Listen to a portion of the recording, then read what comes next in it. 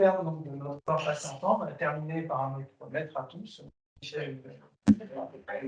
Donc, il y a lancé cette initiative de Grand Supplétion International avec les clubs chapters. Je vais nous en dire un mot. Bon, l'idée, comme vous le savez, c'était de s'ouvrir à l'extérieur de la France et de créer un réseau, une communauté de professionnels de la logistique, de la supply chain français, probablement pour les français. Cette initiative a pour but de permettre de créer deux champs, également notre métier progresse parce que nous échangeons entre différents secteurs d'activité, les logistiques, différents secteurs d'activité peuvent s'enrichir entre elles. Et donc, on a à la fois commencé à organiser dans chaque pays des chapters qui vont travailler sur leur propre pays. Donc, les collaborateurs vont échanger sur leurs problématiques, leurs pays d'emploi, mais également, ce qui est en train de se développer, et j'en suis très content, et merci à tous les labs, c'est aussi des échanges entre les chapters et les labs pour permettre aussi aux collaborateurs qui sont partout dans le monde de bénéficier des travaux des labs de France Supply. Donc ça, c'est vraiment super. Alors, pour développer ce projet au début, on a un Silicon Key, et là, je remercie aussi les directeurs de stationnement rouge, je ne vais pas les énumérer parce que le temps passe, mais encore merci. Donc, on a Silicon Key, et puis, en fait, dans chaque zone, on va, donc, dans chaque pays, créer un club, un chapter doté d'une gouvernance, et j'insiste, locale et indépendante, chargée de développer et animer ces clubs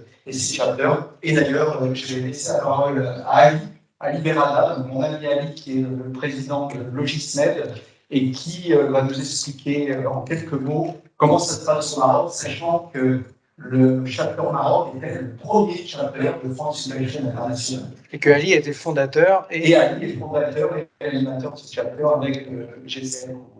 Écoutez, je sais que le temps qui m'est imparti est assez limité, donc je vais rentrer directement dans le vif du sujet en disant d'abord merci beaucoup Jean-Michel pour ta confiance.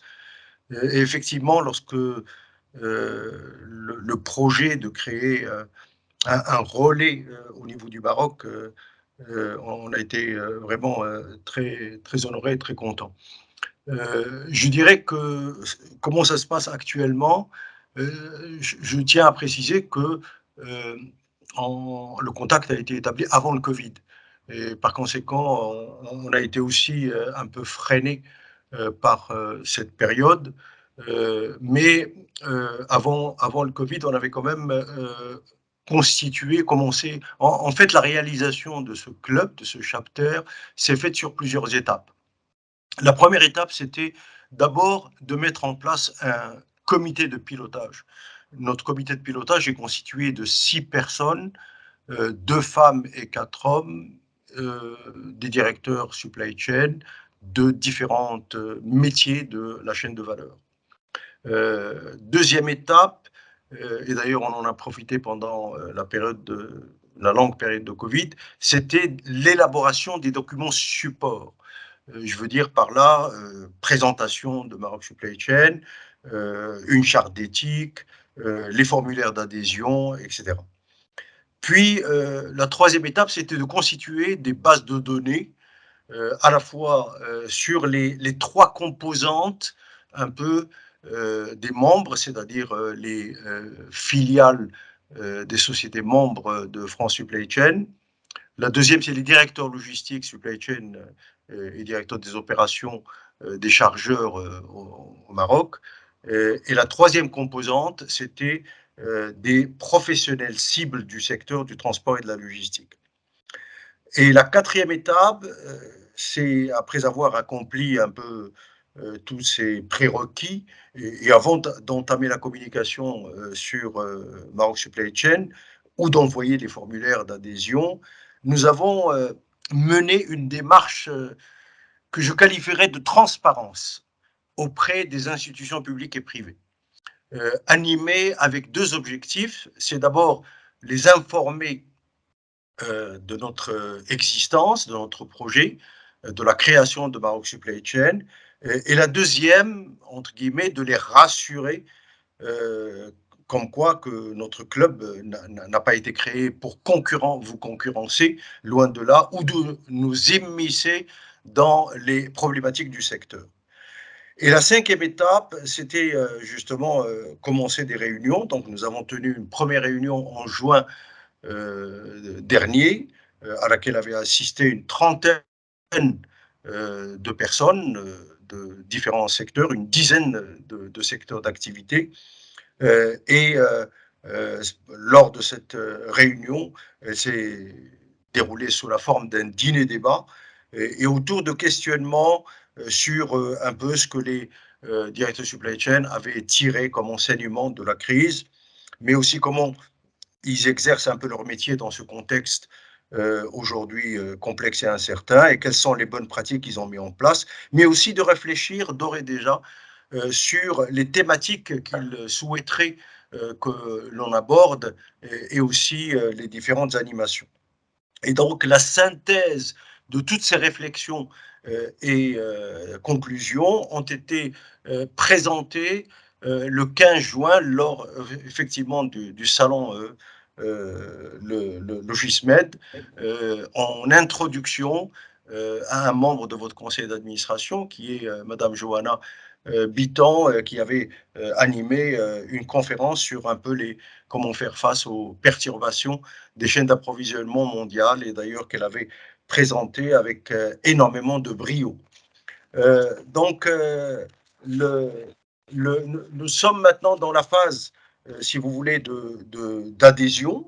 Donc, je tiens aussi à préciser, et ça c'est un point très important pour nous, c'est que lors de ce salon, à l'ouverture officielle, en présence de notre ministre, d'ailleurs notre ministère est intitulé ministère du transport et de la logistique, pour dire l'importance qu'il donne le Maroc à cette discipline, et ben, on avait le plaisir d'avoir Jean-Michel avec nous, qui avait présenté à la fois France Supply Chain, mais aussi France Supply Chain International.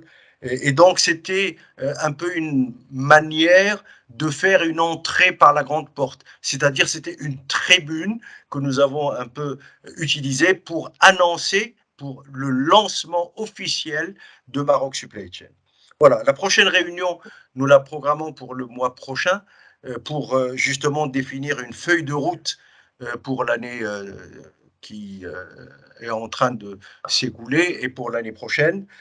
Et aussi, lors de cette réunion, nous avons arrêté disons, les thématiques. On avait arrêté 4 thématiques qui sont les problématiques logistiques et supply chain des PME, sur les problèmes de la digitalisation des fonctions supply chain, sur les ressources humaines en supply chain, et la quatrième sur le Maroc dans les supply chains mondiales. Donc la prochaine réunion, on va définir cette feuille de route pour confirmer les thématiques des rencontres, aussi le timing et une programmation des after-work que nous pensons organiser, mais aussi de visite de sites logistiques et d'usines, des études aussi à mener, etc. Donc, ce sera un peu les membres de Chapter qui vont définir cette feuille de route. Voilà un peu. Merci Ali pour cette information super pratico-pratique. Merci Ali. On peut l'applaudir. Merci. Jean-Michel, pour finir, donc après cette illustration concrète, encore merci Ali, peux-tu nous donner donc, la situation à date de l'implémentation des chapters, la feuille de route 2023 et peut-être une annonce pour l'Afrique de l'Est? C'est vrai. Allez, je vais le faire très très vite parce qu'on est un petit peu en retard. Alors, bon, on avait réparti le monde en 5 zones, on va dire plutôt 4 zones pour l'instant. Donc, sur la zone Amérique, notamment en Amérique du Nord, en fait, on a fait un chapter unique. On a tenté de faire New York, Montréal, Miami. On s'est réunis encore il y a 2 jours avec toute l'équipe Amérique. Et c'est vrai que ce grand pays est plus propice à on va dire, des réunions visio. Et donc voilà, pour l'instant, on a acté le fait qu'on a un grand chapter sur la zone Amérique qui marche très bien. Donc j'en profite pour remercier ceux qui s'en occupent énormément, notamment le groupe Geodis. Et puis, 2 autres sociétés, notamment le groupe LVMH, qui est très impliqué sur le développement de ces chapters, ainsi que Michelin. D'autres chapters sont en préparation sur la zone Amérique, et notamment en Amérique centrale et Amérique du Sud, avec l'impulsion de Saint-Gobain et d'Isidore. Sur la zone d'Asie, nous avons également plusieurs capteurs donc en Chine, Shanghai et en Inde. Alors là, c'est CGG qui s'en occupe, donc c'est Classe 5 qui nous aide à développer la zone Asie. Mais on est aussi énormément aidé par Saint-Gobain, Gros Projet, LMH, PEMA, Schneider Electric et Alstom. Donc, merci à vous tous. Sur la zone Europe aussi, on avait décidé d'y aller un petit peu plus tard sur la zone Europe. Et en fait, Renault nous a suggéré de démarrer un premier chapter avec un très fort engagement et notre chapter roumain, en Roumanie. Et puis, je peux donc aussi annoncer qu'on nous allons ouvrir ces prochaines semaines pour mettre en œuvre donc, un chapter en Pologne avec l'aide de l'EFM Logistique qui nous ouvre ses portes. Merci à l'EFM pour cette initiative. Donc, pour l'Afrique, on l'a vu, hein, donc je ne vais pas y revenir, voir Afrique du Sud, le Maroc. Et effectivement, nous avons une annonce à vous faire puisque CMA CGM vient de nous donner son accord ainsi que la Chambre de commerce de Nairobi pour nous aider à ouvrir le chapter Kenya, qui est Afrique de l'Est. Donc ça, c'est différentes nouvelles. Voilà.